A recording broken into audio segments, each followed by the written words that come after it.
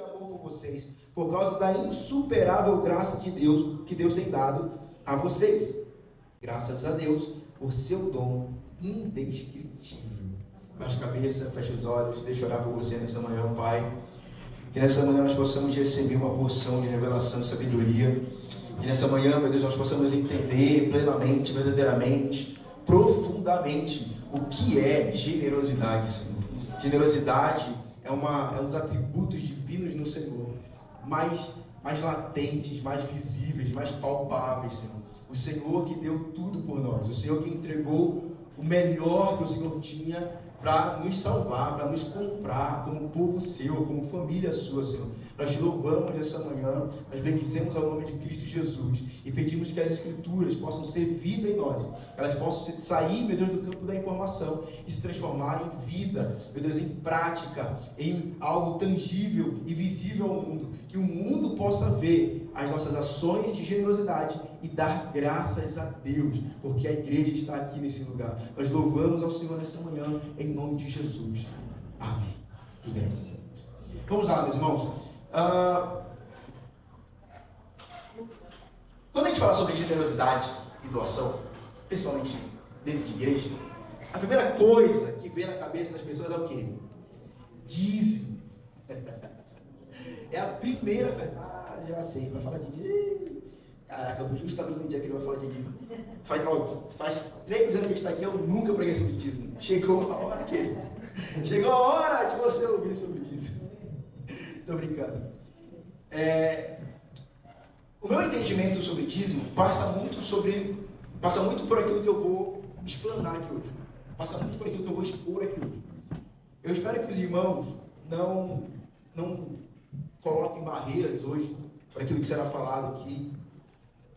Eu sei que muitos de nós foram extorquidos em igrejas, né? Foram depenados em igrejas. Eu, inclusive, dependei muitas pessoas em igreja, mas me arrependi. Confessei meu pecado ao Senhor e aqui estou. Eu sei que a nossa relação, quando a gente fala de dinheiro, igreja, fé, evangelho, parece sempre que tem um estigma, um peso e uma coisa, sabe? Que, ai meu Deus do céu, mas hoje eu quero desmistificar esse tanto de coisa. E para além disso, irmãos, eu quero que você entenda que generosidade, essa é a primeira coisa que eu vou falar e a última coisa que eu vou falar. Generosidade não é sobre aquilo que nós fazemos para as pessoas. Generosidade é sobre aquilo que Deus está fazendo em nós. Generosidade não é sobre aquilo que você faz para alguém. Generosidade é sobre o que Deus está fazendo em você. Ninguém tem a capacidade de se tornar generoso de forma natural, querido. É um dom. É um dom. É uma obra totalmente do Espírito, querido. É uma obra totalmente de Deus. E quando eu falar sobre generosidade, a gente vai falar sim sobre contribuir com a comunidade, mas entenda que generosidade é tudo. É uma entrega total e voluntária em todos os âmbitos e aspectos. Amém? Amém. Entendeu o que eu estou falando aqui? Amém. Então, vamos lá. Cara, já colocou aí para mim, meu filho? O slide. Paulo, ele está organizando uma grande coleta, tá? Só para contextualizar aqui o texto que a gente leu hoje, é o seguinte. Vai em Atos, aí o capítulo não vou lembrar exatamente, mas se levanta um profeta chamado Ágabo, e Ágabo, ele profetiza, ele diz que viria uma grande fome sobre Jerusalém, né? E a igreja, inclusive, padeceria muito com essa grande fome. A partir disso, os discípulos, os apóstolos e os irmãos começam a trabalhar para reunir donativos, para que quando essa fome chegasse, como ela chegou, a igreja estivesse preparada e os irmãos não passassem fome. E de fato eles começam a fazer isso e essa fome dura bastante tempo. Então, o serviço de coleta de doação, ele é contínuo por um bom tempo na igreja primitiva. Inclusive, grande parte do ministério do apóstolo Paulo foi justamente recolhendo esses donativos. A gente fala muito do apóstolo Paulo que abriu igrejas, que pregou e tal, só que ele fez tudo isso de fato. Mas boa parte do ministério paulino foi recolhendo doações para levar para a Tá lá dentro do livro, põe esse bem-vindo. E aí, irmãos, isso de cara já deve nos ensinar algo, querido.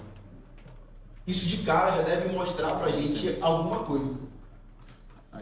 Tem aberto aqui. Existe. Tem um aberto. Isso aqui eu vou falar é um tanto tenebroso, um tanto pesado, mas entendam onde eu quero chegar. Existe fome no mundo Ele não tá funcionando ainda. por um motivo. Não tá funcionando. Não, ele não passou tudo na O motivo é o pecado entrou no mundo. Toda vez que eu falar que o pecado entrou no mundo, querido, entenda que algo quebrou. Toda vez que eu falar de queda, entenda que algo se partiu. Vai ficar dividido. Algo está fragmentado. Se eu jogar esse microfone aqui lá embaixo, vai acontecer o que com ele? Ele vai se quebrar todo. Isso, e foi isso que aconteceu na queda. Quando a gente fala queda, é isso. As coisas estão quebradas. Inclusive, a relação financeira entre os homens, ela está quebrada. Ela está quebrada. De forma que existe fome no mundo, de forma que existe desigualdade no mundo, de forma que existem pessoas que precisam verdadeiramente de ajuda. E queridos, se nós não formos as pessoas a responder isso, quem vai ser? Se nós não formos as pessoas a dizer, eu vou ajudar, eu vou servir, eu vou doar, quem vai doar? Então o apóstolo Paulo, ele está reunindo esses donativos para levar para a igreja de Jerusalém. Ele começa a fazer isso, passando por alguns lugares. E aí, ao que parece aqui, o apóstolo Paulo estava na Macedônia. E ele manda uma carta para Corinto, avisando que ele vai passar lá para pegar os donativos. É por isso que a carta tem esse teor um pouco de cobrança do apóstolo Paulo, né? E aí, olha só, vamos ler o versículo número 1 agora? Vamos voltar ali? Consigo colocar o slide aí para mim?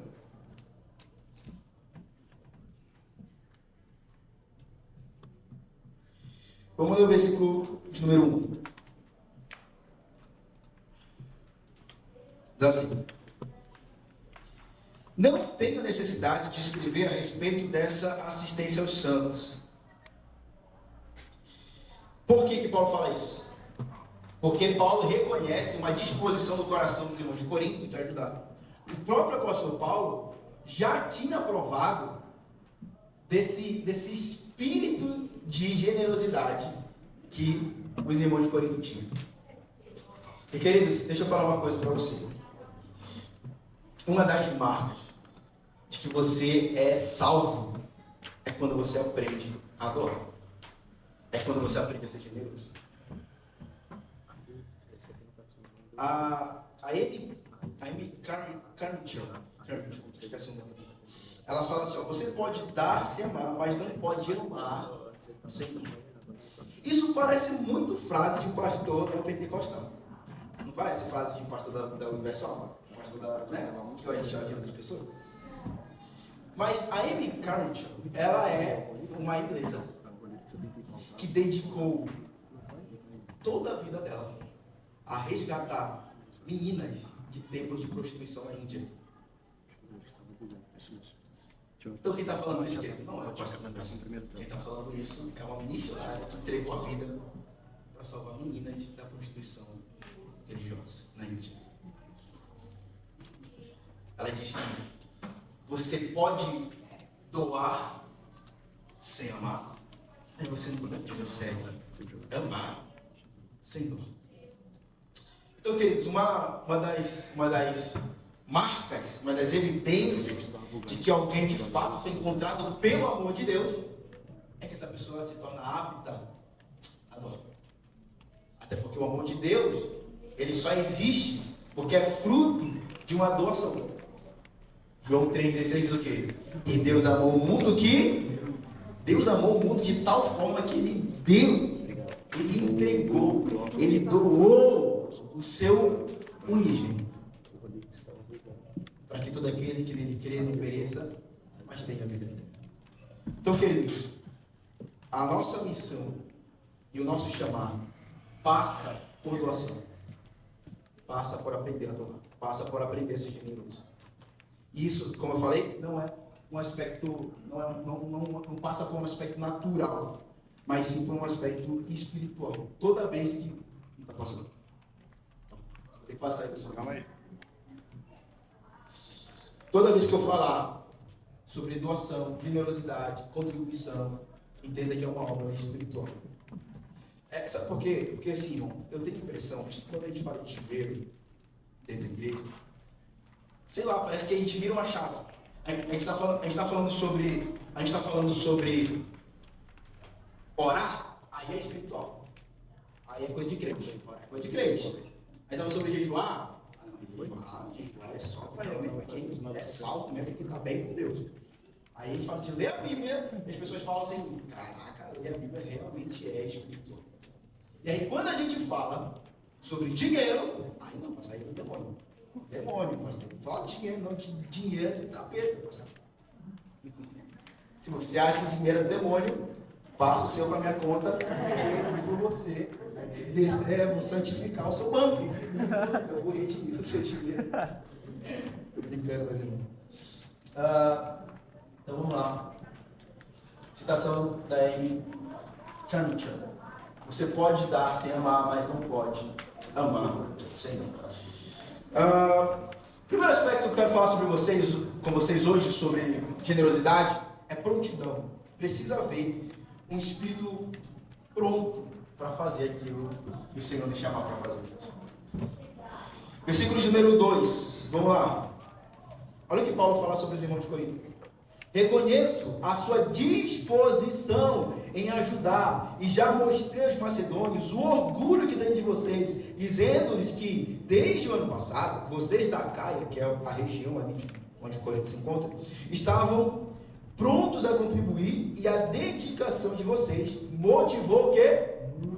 Quando Paulo falou assim, gente, a gente vai precisar ajudar os irmãos de Jerusalém.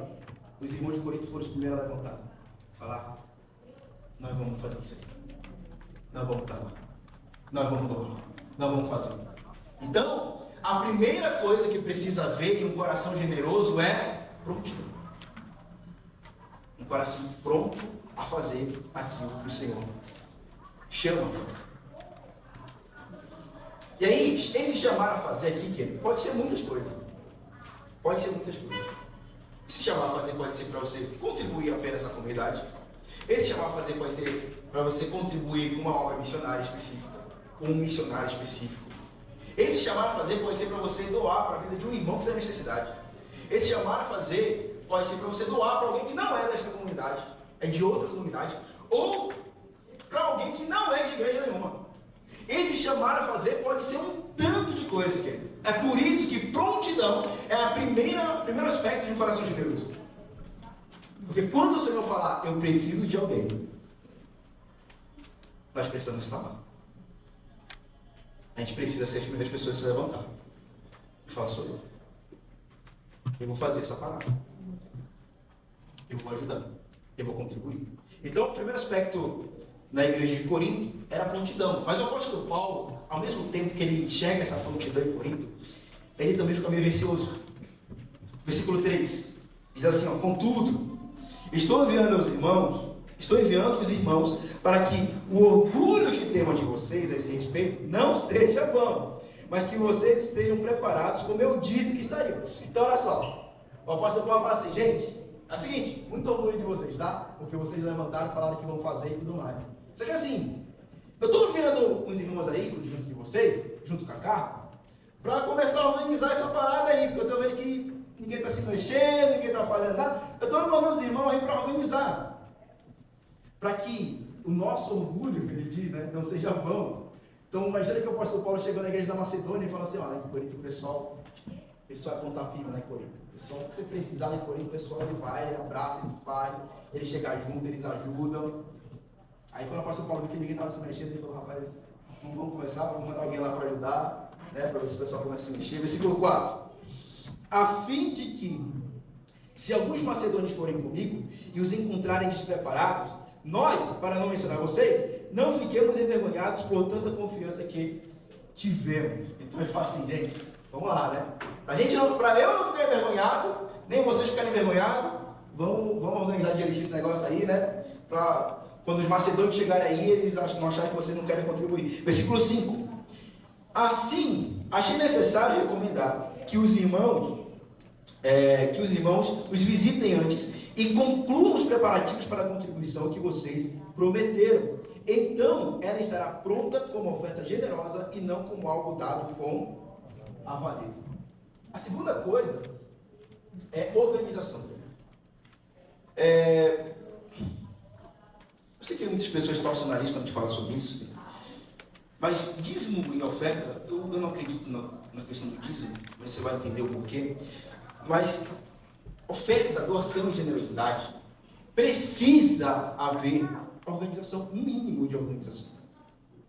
É por isso que, por exemplo, aqui na comunidade, a gente pede para os irmãos contribuírem e a gente reúne isso numa conta específica, que é a conta da igreja. Por quê? Porque a partir dessa conta a gente consegue organizar e entender o que a gente pode fazer, o que a gente não pode fazer, até onde a gente pode ir, até onde não pode ir, quais contas dá para pagar, quais contas não dá para pagar, quem dá para ajudar, quem não dá para ajudar. A gente começa a discernir isso a partir dessa organização que é feita internamente. Inclusive eu não falei isso aqui nos recados, mas o QR Code está ali, querido. Né? A caixinha está ali, não estou oprimindo ninguém para dar dinheiro na igreja, não é sobre isso, mas está ali. Bom, se quiser praticar já a mensagem desta manhã. E a outra coisa é o princípio da voluntariedade. Irmãos, quando a gente fala sobre dinheiro e Bíblia, as pessoas pensam logo no dízimo. Elas têm uma compreensão errada sobre o dízimo. Não importa de onde você veio, ensinaram o dízimo de forma errada para você. Tá? Ensinaram o dízimo de forma errada para você. Eu dei um livro para o Gustavo, chama Dízimo que Mais Importa, do Matheus Ortega. Leiam, queridos. Comprem o livro. É muito bom. O livro ele é muito profundo e muito... e ele abrange muito sobre a questão do dízimo. Né? Ele vai bem fundo na questão do dízimo. Ele mostra como, de fato, o dízimo era praticado na Antiga Aliança. E, à luz da Nova Aliança, o que isso significa para nós. Toda vez que a gente fala de um aspecto da Antiga Aliança, do Antigo Testamento, a gente tem que olhar para ele à luz do Novo Testamento.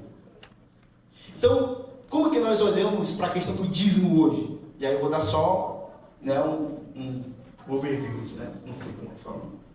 Um resumão sobre a questão do dízimo no Antigo Testamento. Quando Deus divide as tribos e as terras, quando eles chegam na cidade prometida, e o Senhor fala assim, ó, a tribo fulano de tal vai ficar naquele lugar, a tribo fulano de tal vai ficar naquele lugar, a tribo fulano de tal vai ficar ali. Quem é que fica sem terra? Os levitas. Os levitas ficam desabrigados.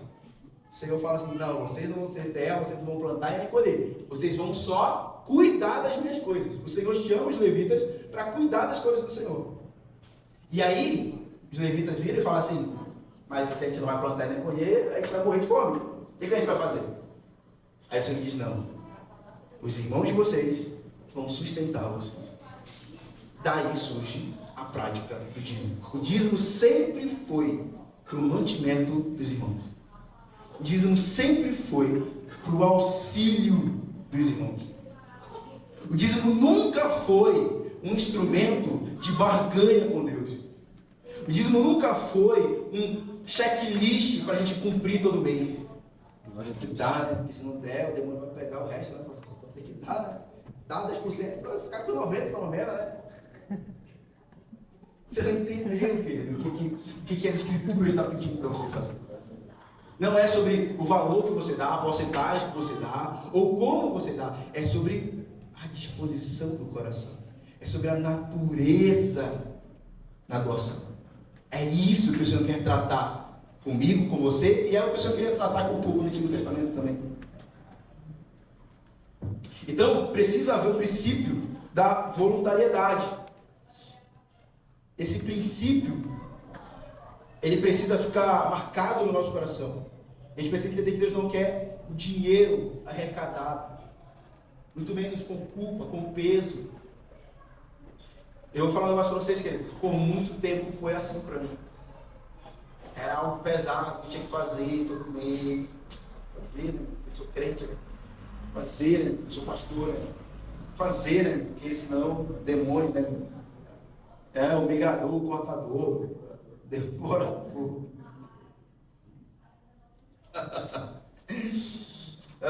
Essas coisas aí que vão nos ensinando, né? O pessoal tira da cabeça.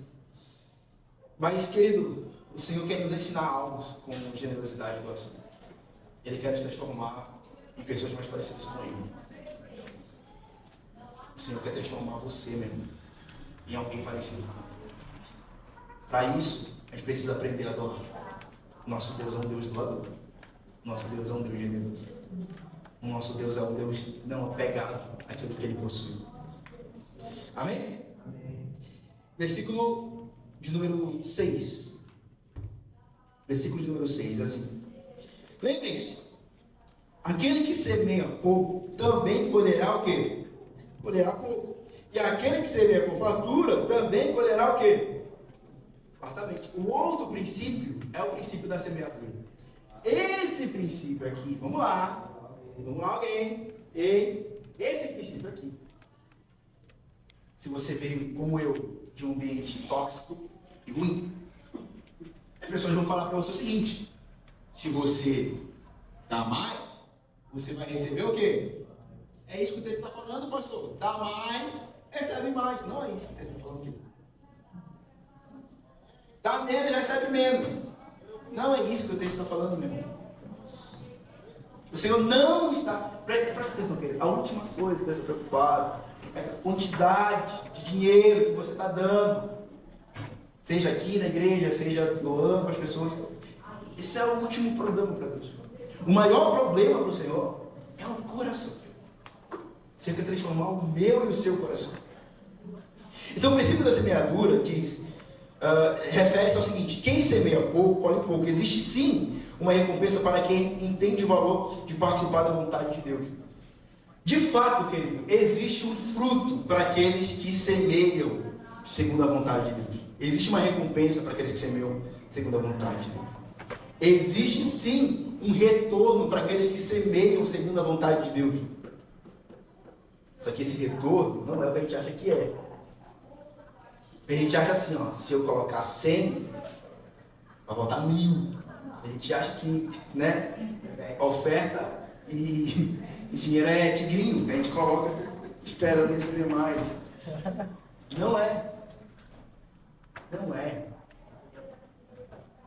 O que você vai receber é aquilo que o Senhor acha que você precisa. Você vai receber algo, então. Nem sempre vai ser dinheiro. Nem sempre vai ser material. Eu vou falar disso mais para frente. No entanto, não fazemos visando essa recompensa, pois já recebemos tudo que Deus poderia nos dar nessa vida, a saber, Cristo. Queridos, se você já recebeu o melhor que Deus poderia te dar, que é Cristo Jesus, qual é a recompensa que você ainda está esperando quando você oferta, dizima e tem uma ação de generosidade? O que é, irmão, que ainda me falta? Se Deus já me deu Cristo, o que é que te falta, querido, se você já recebeu o melhor de Deus? O problema não está em esperar uma recompensa do Senhor. O problema está em não reconhecer que nós já recebemos a melhor recompensa que poderia vir o Senhor. O Senhor abençoa as pessoas financeiramente, sim ou não? Sim, eu não tenho dúvida disso. Mas eu também não tenho dúvida de que Ele já me deu a coisa mais importante que eu precisava para o mundo. Eu recebi a Cristo Jesus. Você recebeu a Jesus, querido. Isso deve trazer um mínimo de contentamento. Contentamento é outra, a gente vai falar disso outro dia. Mas deve gerar um mínimo de contentamento em nós. Versículo de número 7. Diz assim: cada um, aí vamos lá, cada um tem conforme determinou aonde? Em seu o quê? Coração, querido. Então, presta atenção. Existe um outro princípio chamado princípio da proporcionalidade. E esse princípio, ele vai reger como a gente vai nos relacionar financeiramente com o reino de Deus. Paulo começa no versículo 7 dizendo o seguinte: dê cada um conforme propôs no seu coração. Então quem diz quem vai, o quanto você vai fazer, ou como você vai fazer, não sou eu. Não é o Rodrigo, não é o Gustavo, não é pastor, não é diácono, não é bispo, não é apóstolo. Lembrando que o apóstolo Paulo era apóstolo, e ele diz, não sou eu que vou falar quanto vocês vão dar. É conforme você propôs no seu coração, querido. É você que vai dizer. Ah, pastor, se é eu que vou dizer, então eu vou dizer 0. Tá dando, esse mês tá apertado para mim. Não vai ter como. Esse mês, realmente, vou ter que ficar devendo, pastor. Tem como pegar emprestado? Tem, pastor? Mas o Tim Keller, ele tem uma frase que ele diz assim: Deus não precisa do nosso dinheiro, mas nós precisamos dar para que sejamos libertos da escravidão do quê? Ganância. Então você não tem que dar, querido. Amém? Amém? Você não tem que dar nada aqui. Se você acha que não tem que dar, não dê. A grande questão, querido, e a pergunta que fica é: será que a gente não está escravizado pela ganância? Será que a gente não está escravizado pelo amor ao dinheiro? Será que Mamon já não sentou em cima da carcunda aqui e já fez morada? Será? Perguntas, querido. Só perguntas. Você responde. Você mesmo responde para você. Esse é o segundo princípio, a proporcionalidade. Deus conhece o seu contexto, irmão. Presta atenção, querido. Deus conhece o seu contexto. Ele sabe que você não pode fazer uma oferta de R$1.000, 10 mil reais, 100 mil reais. Ele sabe disso. Só que ele também sabe que você pode fazer alguma coisa. Amém? Deus conhece o seu contexto. Isso é bom e é ruim ao mesmo tempo. Ao mesmo tempo que Deus vai exigir que você entregue R$1.000, Ele também sabe que você está gastando lá no iFood lá um valor legal, que poderia estar indo para alguém que precisa. Não estou pregando contra iFood aqui, tá, gente? Pelo amor de Deus. Sou um exímio consumidor, inclusive. Porém, entretanto, todavia, que às vezes vale a pena a gente dar uma segurada para ajudar alguém que está precisando. Para somar na comunidade. Para chegar aqui e falar: o que está precisando? Precisa de microfone? Porque eu estou em tempo de tacar esse microfone na parede. O que está precisando, pastor? Entende? Então, proporcionalidade. Não se trata da quantia absoluta, mas do sacrifício relativo ao que se tem, né? A doação relativa ao que se tem. Nunca será nada, mas sempre será proporcional. E o mais importante, Deus ama quem dá com alegria. Deus ama quem dá com alegria. Ele sabe que se você der R$1.000, você não vai dar com alegria. Dê proporcionalmente. Deixa marcado aí, volta no capítulo 8, porque eu quero falar uma parada aqui sobre dar proporcionalmente, tá? Volta no capítulo 8.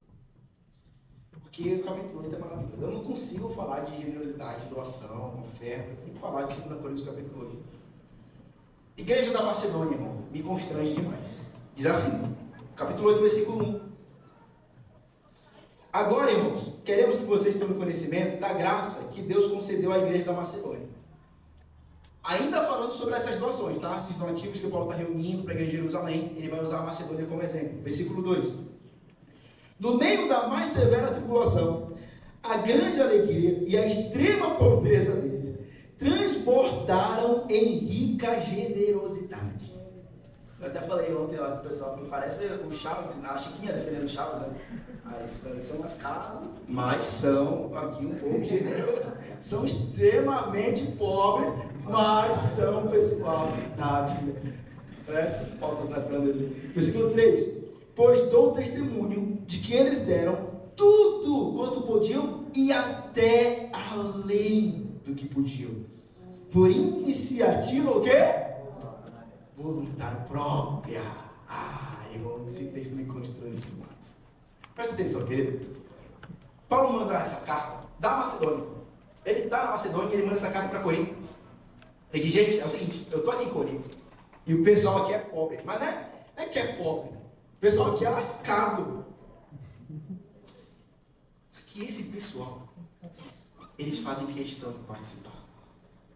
Olha aqui, vamos continuar lendo, gente. Olha só. Versículo de número 4. Eles nos suplicaram insistentemente o privilégio de participar da assistência aos santos. Irmãos, isso aqui é loucura. O apóstolo Paulo chega lá, olha para a situação da igreja e fala assim, gente, não precisa doar, tá? Pelo contrário, a gente vai pegar algumas doações para trazer para vocês aqui, que vocês estão precisando. Sabe o que os macedônios falam? Eles falam, Paulo, você não vai tirar o nosso privilégio de participar da dor dos nossos irmãos. Ah, vamos lá. Isso aqui tem que ensinar alguma coisa para alguém, não é possível.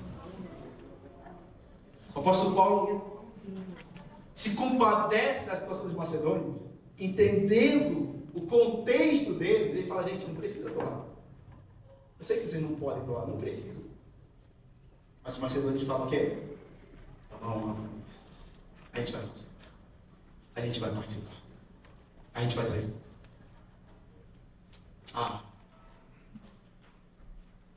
Pastor, aqui você me apertou. Né? Tá bom. Amém. Pastor, aqui assim, né? Cuidado na casa. Né? Amém.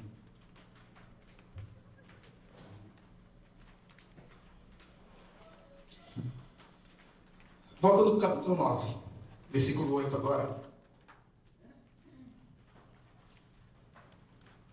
Diz assim: Deus é poderoso para fazer que toda a graça lhe seja acrescentada, para que em todas as coisas, em todo o tempo, tendo tudo o que é necessário, vocês transbordem em toda boa, o quê? Obra. Toda boa. Irmão, isso aqui é maravilhoso. Porque, de fato, eu não posso ir contra o texto. O texto está garantindo que há uma recompensa. O texto está garantindo que há uma volta para aqueles que semeiam segundo a vontade do Senhor. Ele diz isso. Deus é poderoso para fazer que toda a graça lhe seja acrescentada, para que em todas as coisas, em todo o tempo, em tudo, toda coisa, todo o tempo, em tudo, vocês sejam supridos. Agora, vamos lá. Qual que é o grande problema, querido? É que a gente pensa assim, ó. Se eu estou dando dinheiro, Deus vai me dar dinheiro. E não é assim que funciona a lógica de Deus. Sabe por quê, querido? Porque às vezes você vai dar dinheiro e o que você vai receber em troca é paz. E só. Porque às vezes você vai dar dinheiro e a única coisa que você vai receber em troca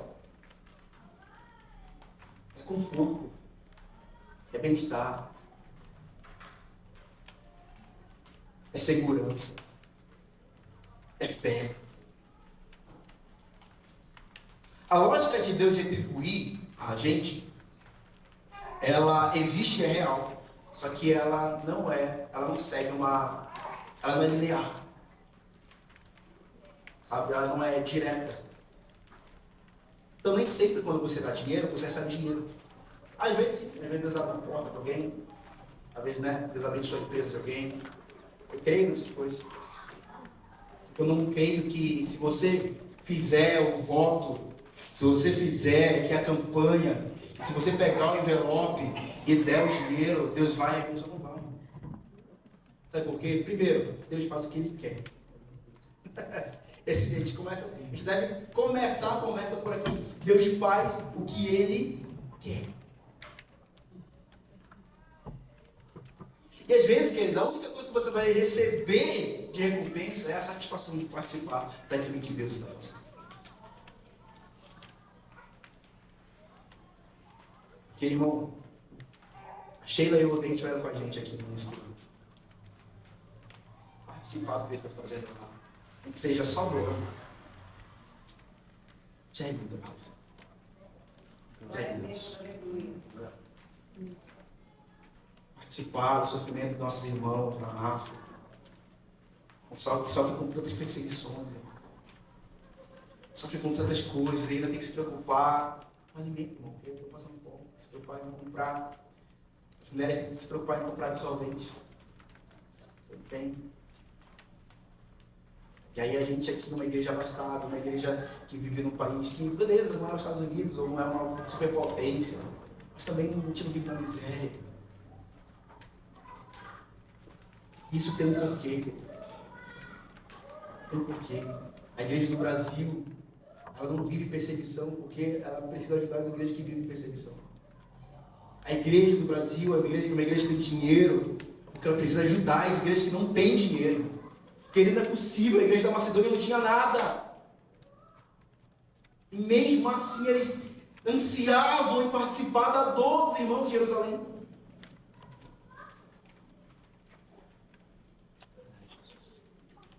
Versículo número 9.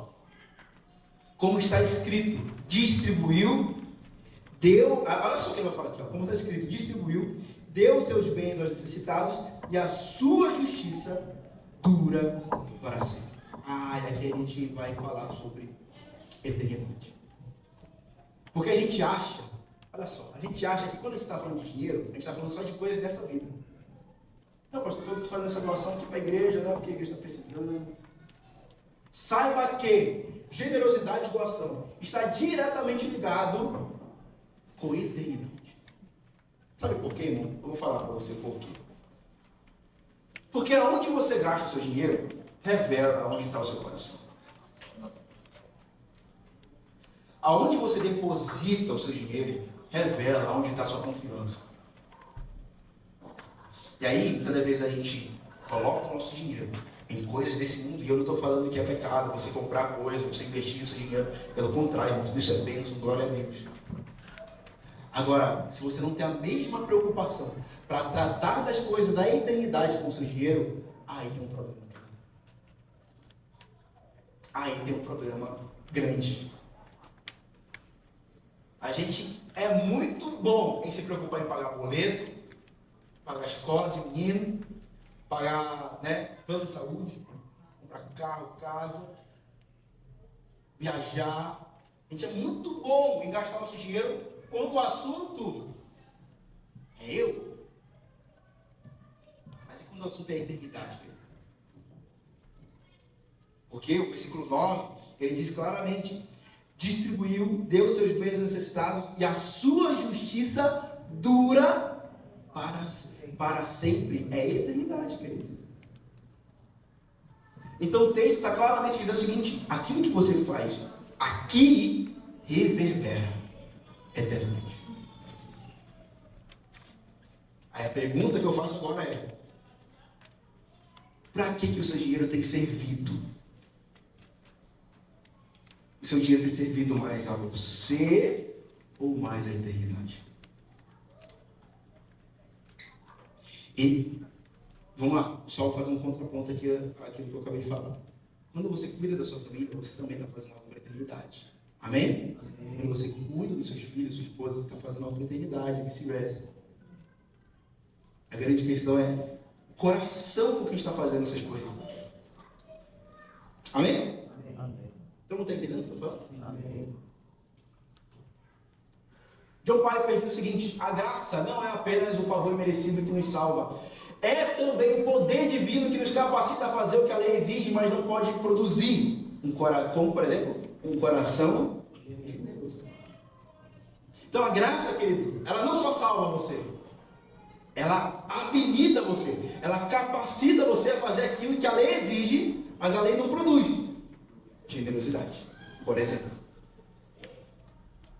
Então a graça, ela está trabalhando em mim e você para nos tornar pessoas mais generosas. Amém? Amém. Amém. Amém. Versículo número 10. Enriquecidos de quê? Essa é a pergunta. Versículo 10 é o seguinte: aquele que supre a semente ao que semeia e o pão ao que come, também lhe suprirá e multiplicará a semente e fará crescer os frutos da sua justiça. Esse versículo aqui, o que eu usei para tirar dinheiro de gente com esse versículo aqui é brincadeira. Brincadeira! 2 Coríntios capítulo 9, versículo 10. Aquele que dá semente ao que semeia, irmão, ele vai te dar. Mas enfim, e de fato, querido, assim, o Senhor, ele nos enriquece. Mas, novamente, não é daquilo que a gente acha que ele deveria nos enriquecer. Versículo número 11, diz assim: vocês serão enriquecidos de todas as formas. Se é todas as formas, significa que não é só dinheiro. Ele não está tratando só de dinheiro.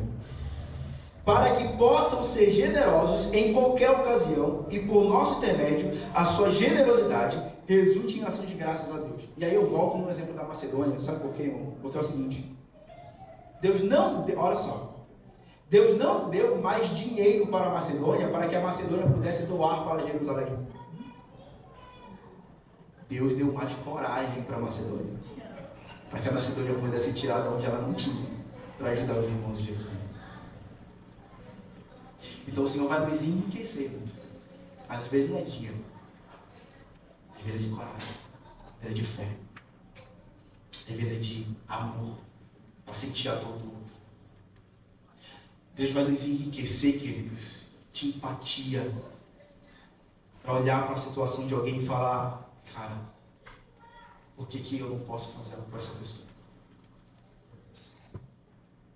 O Senhor vai nos enriquecer do seu Filho, que nós possamos amar as pessoas como Ele e amar como você. É o mínimo que eu poderia fazer. Já não contou isso hoje? Pois é. Aqui precisamos ter cuidado e clareza. Ser enriquecido de todas as formas não significa fazer uma troca com Deus, do tipo, se eu der dinheiro, Deus me dará dinheiro para eu comprar, né, coisas. Significa que Deus repõe a semente de quem semeia. Ele nos dá aquilo que precisamos: paz, saúde, contentamento e recursos, de forma que a nossa capacidade de generosidade aumente. Eu já sou uma pessoa que doa para as pessoas. Amém. A ideia agora é aumentar. A gente vai crescendo, crescendo e crescendo. E, meu irmão, o Senhor, Ele vai dar condições. Para aqueles que, presta atenção, para aqueles que estão fazendo a vontade do Senhor, o Senhor vai enriquecer. O Senhor vai dar condições. Vai dar. Mas não é para você. É para a eternidade. Amém? É para a eternidade.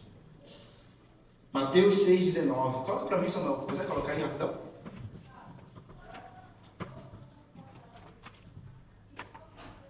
Mateus 6,19.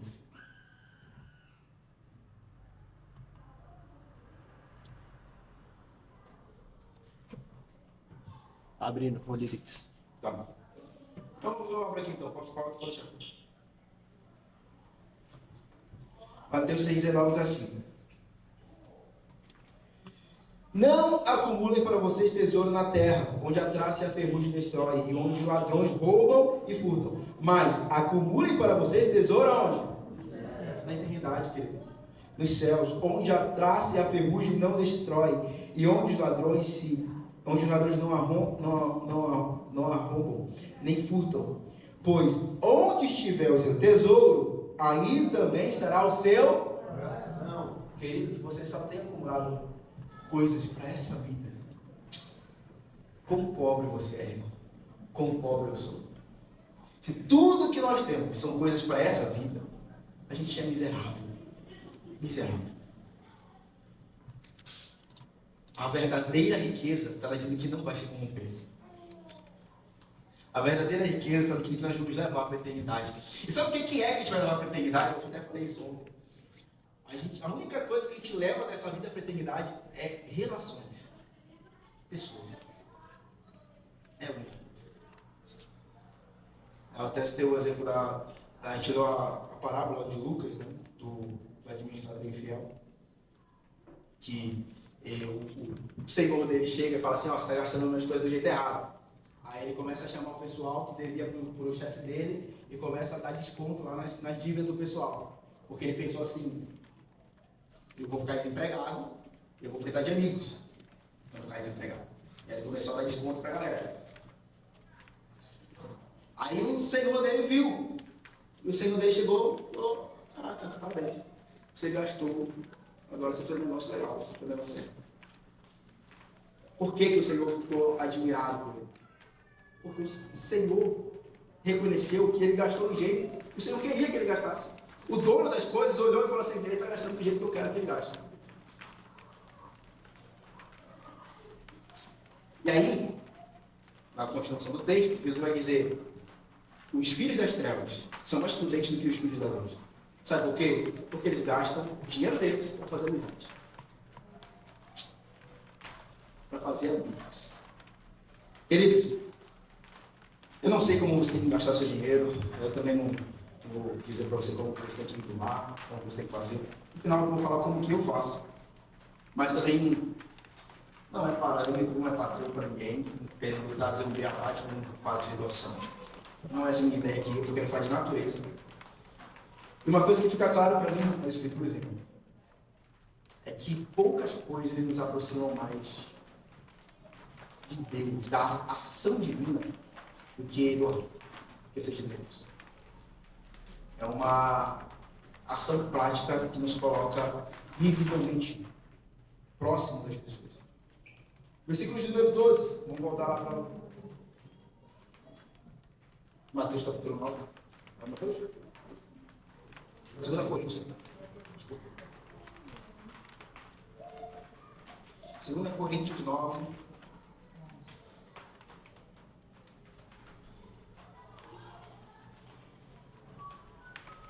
Versículo de número 12. Diz assim: o serviço ministerial que vocês estão realizando não está apenas suprindo a necessidade do povo de Deus, mas também transbordando em muitas expressões de gratidão a Deus. Então vamos lá.